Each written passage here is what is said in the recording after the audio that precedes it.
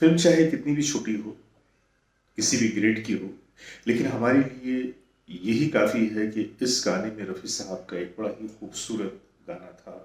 ये और बात कि वो गाना किसी और फिल्म के लिए रिकॉर्ड हुआ था, लेकिन उस गाने को इस फिल्म में शामिल कर दिया गया।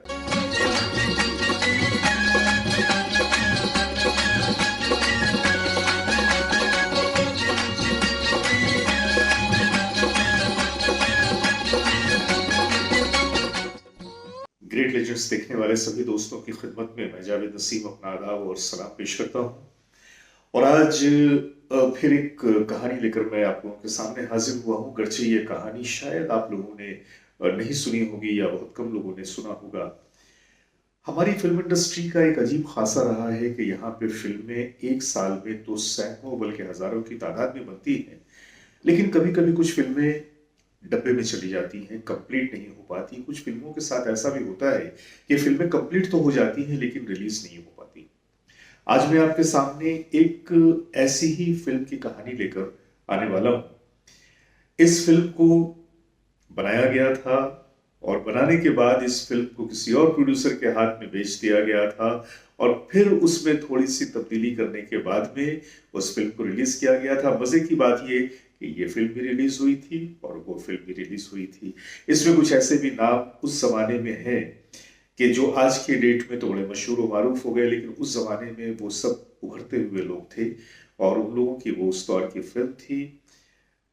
क्या फिल्म थी और क्यों मैं ये कहानी आपके सामने बयान कर रहा हूं, ये बस आपके सामने हाजिर हुआ चाहता है। तो आइए चलते हैं उस कहानी की तरफ। आज मैं आपसे एक ऐसी फिल्म का जिक्र करूंगा जिसको अगर ग्रेड के हिसाब से देखा जाए तो ये सी ग्रेड की फिल्म थी और इसमें ज़्यादातर उभरते हुए अदाकार और अदाकाराएं थीं, जिनमें मार्क जुबैर, दीप्ति नवल, टीना घई, आरती गुप्ता, आशा संगानी और अभिषेक चंद्रा जैसे आर्टिस्टों ने काम किया था। और मेहमान कलाकारों में गुलशन ग्रोवर, जितेंद्र, रेखा, राजकिरण और शबाना आजमी थे।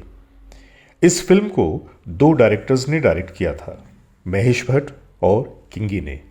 संगीत दिया था जगजीत सिंह जी ने। जी हाँ, जाने माने गज़ल सिंगर और कंपोज़र जगजीत सिंह जी ने। और गीत लिखे थे मदन पाल, कुलवंत जानी और नंदी खन्ना ने।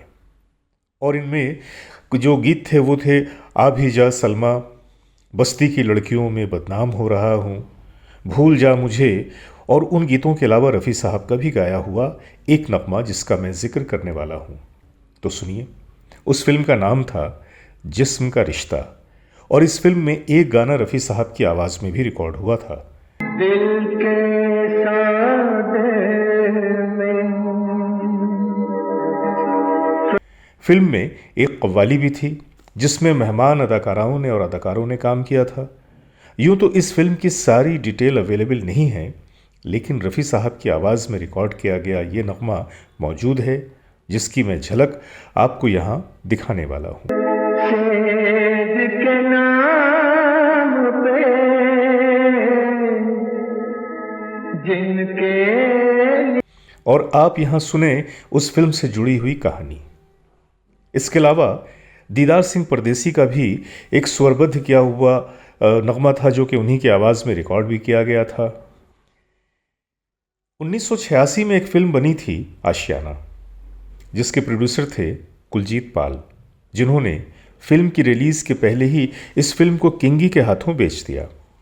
इसी दरमियान आशियाना रिलीज़ हो गई, पर किंगी ने भी इस फिल्म को थोड़ी तब्दीलियों के साथ रिलीज़ करना चाहा और उन्होंने आशियाना में चंद नए सीन डाले, मोहन चोटी और हैदर अली पे फिल्माए गीत डाले, आशियाना के इस्तेमाल में नहीं लिए जाने वाले सीन, फुटेज और दूसरे मवाद डालकर अपनी फिल्म को एक नया नाम दिया, जिस्म का रिश्ता। और जितेंद्र और रेखा पे फिल्माया हुआ एक गीत जो नया बकरा नामी फिल्म के लिए शूट हुआ था, और ये नगमा जो रफ़ी साहब की आवाज़ में राजकिरण पे किसी और फिल्म के लिए शूट हुआ था, और साथ ही एक नया टाइटल शूट करके जिस्म का रिश्ता में डाला गया, ताकि देखने वालों को लगे कि ये एक अलग और नई फिल्म है जो आशियाना से बिल्कुल अलग है। किंगी साहब ने यूं आशियाना के लिए खर्च किए हुए पैसों का इस्तेमाल किया ताकि इस फिल्म से वो अपना नुकसान पूरा कर पाएं। गर्चे आशियाना के प्रोड्यूसर कुलजीत पाल की नज़रों के सामने सब कुछ हुआ, पर वो कुछ भी कहने से कासिर थे, क्योंकि जो फिल्म उन्होंने किंगी को बेचा था वो तो उसे रिलीज़ भी कर चुके थे। फिल्म नगरी है या माया नगरी या अंधेर नगरी या सपनों की नगरी, पर इस नगरी के रंग अनेक हैं। 1989 में रिलीज़ तो हुई थी ये फिल्म, लेकिन ना के बराबर। मज़े की बात ये कि इस फिल्म से जुड़े हुए लोगों को भी कभी इस प्रोजेक्ट की मुकम्मल जानकारी नहीं मिल सकी। खैर, आप तो इस रेयर गाने का लुत्फ लीजिए। और खून से अफसाना लिख गई। तो दोस्तों, ये थी वो कहानी जिसका मैंने आज वीडियो में जिक्र किया। फिल्म चाहे कितनी भी छोटी हो, किसी भी ग्रेड की हो, लेकिन हमारे लिए यही काफ़ी है कि इस गाने में रफ़ी साहब का एक बड़ा ही खूबसूरत गाना था। ये और बात कि वो गाना किसी और फिल्म के लिए रिकॉर्ड हुआ था, लेकिन उस गाने को इस फिल्म में शामिल कर दिया गया था। तो आज के लिए इतना ही।